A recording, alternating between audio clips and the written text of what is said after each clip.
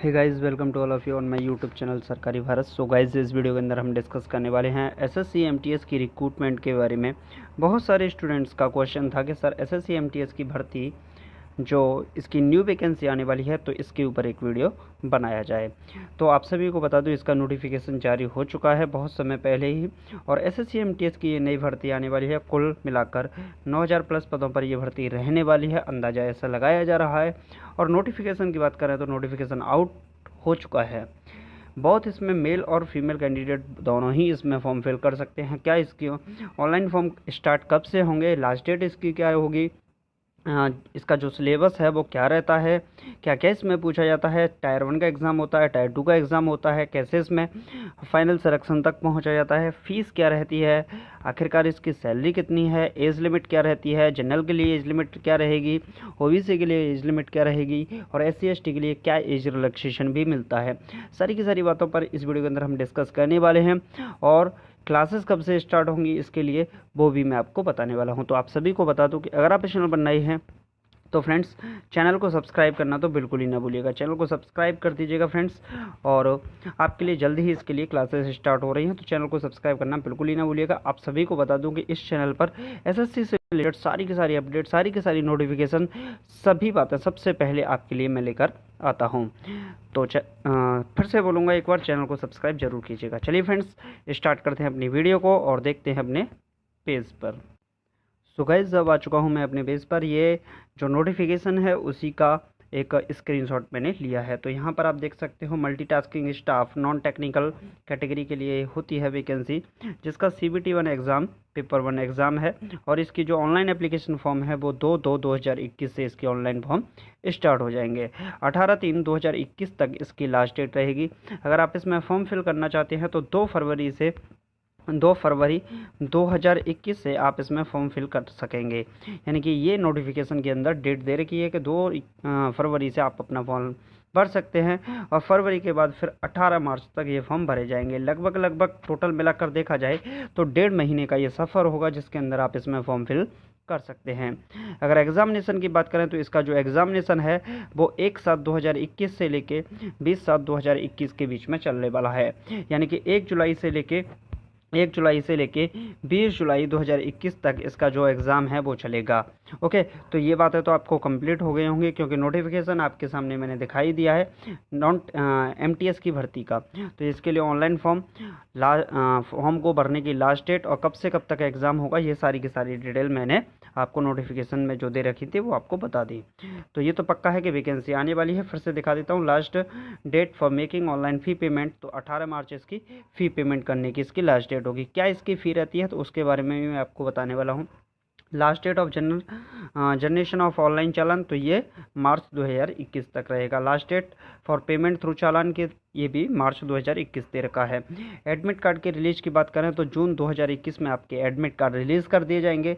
और SSC MTS का जो एग्ज़ाम डेट है वो 1 to 20 जुलाई रहने वाली है। एसएससी एमटीएस का जो रिजल्ट है ये आपका कब आएगा, अगस्त 2020 के अगस्त 2021 के अंदर इसका क्या आएगा, रिजल्ट आएगा। इसमें थोड़ा सा करेक्शन था। नेक्स्ट अगर बात करें तो वैकेंसी, ये जो पिछली वैकेंसी निकली थी 2019 की, तो वो 7099 पदों पर निकली थी। कितने पदों पर निकली थी? 7099 पदों पर निकली थी। लेकिन इस बार जो वैकेंसी होगी 9000 प्लस वैकेंसीज इसके अंदर निकलने वाली हैं। तो 9018 पदों पर बोली जा रही है, तो लगभग बोला जा रहा है कि 9000 प्लस पदों पर ये भर्ती इस बार रहने वाली है, एसएससी एमटीएस की भर्ती। ओके, चलिए फ्रेंड्स, नेक्स्ट स्लाइड पर चलते हैं। तो सबसे पहले बात करते हैं कि सबसे बड़ा क्वेश्चन होता है आखिरकार इसकी एज लिमिट क्या रहती है। तो एज लिमिट के बारे में आप सभी को बता दूं कि candidate must be minimum of 18 years of age and must not exceed 25 years of age. तो अगर जनरल कैटेगरी के लिए बात करें तो 18 से 25 वर्ष, कितनी 18 से 25 वर्ष के बीच में इसकी एज लिमिट रहती है। जनरल कैटेगरी की अगर बात की जाती है तो apart from the mentioned age requirement, candidate belonging to the reserved categories are given age relaxation as per the government rules. यानी कि आपको एज रिलैक्सेशन भी इसके अंदर देखने को मिलता है। तो एज रिलैक्सेशन भी आपको इसके अंदर देखने के लिए मिलेगा। ओके फ्रेंड्स, सो गाइस इसमें बात करते हैं कि जो SC ST कैटेगरी है आखिरकार उनको कितना एज रिलैक्सेशन मिलता है, OBC कैटेगरी को कितना एज रिलैक्सेशन मिलता है, तो उसके बारे में भी बात एक बार कर लेते हैं। तो सर फ्रेंड्स जो मोस्टली पूछी जाती हैं कमेंट बॉक्स में स्टूडेंट्स के द्वारा, तो उनको ही मैं लेके आया हूँ। अगर शेड्यूल कास्ट और शेड्यूल ट्राइब की बात करते हैं तो इसमें 5 साल का एज रिलैक्सेशन देखने को मिलता है, यानी कि 5 वर्ष का इसके अंदर क्या होता है, एज रिलैक्सेशन होता है। जो एज लिमिट होती है उनकी 5 साल बढ़ जाती है। OBC की बात करते हैं तो इसमें 3 साल का एज रिलैक्सेशन देखने को मिलता है। PW या अनरिजर्व्ड कैटेगरी की बात करते हैं तो 10 साल का इसके अंदर एज रिलैक्सेशन मिलता है। PWD OBC कैटेगरी की बात करें तो 13 साल का, और PWD SC ST कैटेगरी की बात करते हैं तो इसमें 15 साल का एज रिलैक्सेशन मिलता है, जो कि काफ़ी ज़्यादा, बहुत ज़्यादा माना जा सकता है। अब बात करते हैं फ्रेंड्स, आपका ये भी क्वेश्चन होता है कि एजुकेशनल क्वालिफिकेशन आखिरकार इसके अंदर क्या रहती है कि हम इसमें फॉर्म फिल कर सकें। तो इसमें है the candidate must have passed matriculation 10th pass और equivalent examination from a recognised board, यानी कि आपको सिर्फ और सिर्फ 10th क्लास आपकी पास होनी चाहिए। अगर आप मैट्रिकुलेशन हैं, 10th पास हैं, तो आप इसमें फॉर्म फिल कर सकते हैं, या फिर इसके इक्विवेलेंट भी अगर आपने कोई एग्जामिनेशन दिया है किसी रिकॉग्नाइज्ड बोर्ड से, तो भी आप इसमें फॉर्म फिल कर सकते हैं। फ्रेंड्स नेक्स्ट अगर पॉइंट की और बात करते हैं तो नेक्स्ट पॉइंट है in case of candidate does not pass the qualifying examination before the closing date of receipt of the application form he or she is not permitted to apply. यह इसका मतलब ये है कि अगर कैंडिडेट उसमें form fill नहीं कर पाता है लास्ट डेट तक, तो उसको अप्लाई नहीं किया जाएगा। तो ये तो कोई बड़ी बात नहीं है। नेक्स्ट अगर बात करते हैं तो SSC MTS सिलेक्शन प्रोसेस, आखिरकार इसकी सिलेक्शन प्रोसेस रहती क्या है, तो इसकी 2 स्टेज होती हैं। फर्स्ट स्टेज में क्या होता है, the SSC MTS selection process is 2 stage procedure, 2 stage procedure होता है। फर्स्ट स्टेज की अगर बात करते हैं तो इसमें SSC MTS paper 1 written test होता है। अब ये जो रिटन टेस्ट होता है टायर 1 का एग्ज़ाम होता है, CBT पेपर होता है, कंप्यूटर बेस्ड एग्जामिनेशन आपका लिया जाता है, जिसके अंदर 100 मार्क्स का आपका पेपर होता है, जिसमें 100 क्वेश्चन दिए जाते हैं और आपको 90 मिनट्स का आपको समय दिया जाता है, यानी कि 90 मिनट का आपको वक्त मिलता है इस पेपर को सॉल्व करने के लिए। सेकंड पेपर, अगर आप CBT 1 को क्वालिफाई कर जाते हैं, अगर आप CBT 1 को क्वालिफाई कर जाते हैं तो इसके बाद आपको मिलता है डेस्क्रिप्टिव पेपर के लिए, यानी कि आपको टायर 2 के लिए सेलेक्ट किया जाता है, और टायर 2 के सेलेक्ट के लिए उसके बाद आपका डेस्क्रिप्टिव पेपर होता है। डेस्क्रिप्टिव पेपर में रिटन एग्जाम यानी कि लिखने वाला होता है, जिसके अंदर चाहे तो आपसे ऐसे लिखवाया जाता है या फिर लेटर राइटिंग लिखवाई जाती है, या फिर दोनों ही आपसे लिखने के लिए कहा जाता है। ये कुल मिला के 50 मार्क्स का होता है, और इसके लिए जो समय दिया जाता है वो 30 मिनट का इसके अंदर समय दिया जाता है।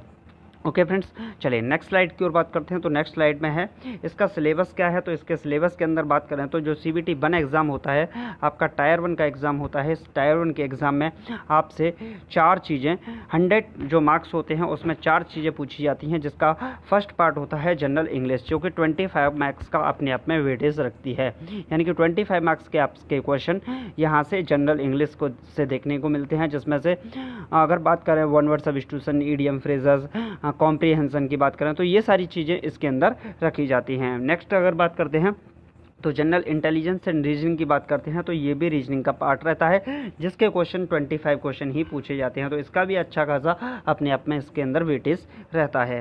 नेक्स्ट अगर बात करते हैं न्यूमेरिकली एप्टीट्यूड, तो मैथमेटिक्स भी आपसे पूछी जाती है, जिसका भी वेटेज 25 मार्क्स का ही रहता है।